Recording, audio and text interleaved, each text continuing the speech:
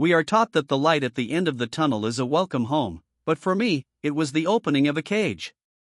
In 2003, my heart stopped for 6 minutes. I was 15 years old and walking home from the bus stop on a typical afternoon when a sudden nausea gripped me. A cold sweat broke across my skin and a strange flutter erupted in my chest. I collapsed in the street as my heart entered ventricular fibrillation. A driver narrowly avoided my body and called emergency services. By the time the paramedics arrived, I was clinically dead. They eventually managed to shock my heart back to life, but during those 6 minutes of silence I experienced the true nature of the afterlife. I did not see a tunnel of light or the faces of deceased relatives. Instead, I found myself standing in a vast gray landscape that stretched into infinity.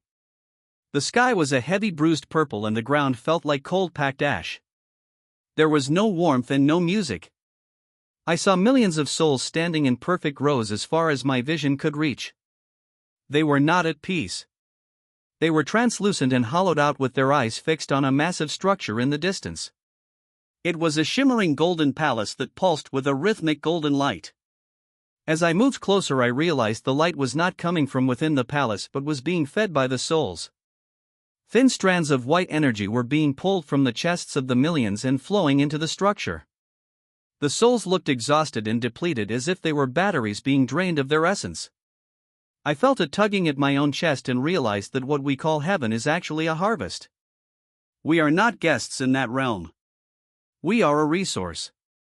The love and light that religious texts describe is merely the sensation of our consciousness being consumed by a higher power that requires our energy to sustain its own existence. I saw a figure approaching me from the palace. It was a being of pure blinding radiance that should have felt holy but instead radiated a cold and predatory hunger. It reached out toward me and I felt a terrifying sensation of my memories being peeled away. My childhood and my identity were being prepared for digestion. Before the being could touch me, I felt a violent jolt and the gray world dissolved into the bright lights of an emergency room. I woke up screaming, but the doctors told me it was just a side effect of the trauma. For years I tried to tell people the truth.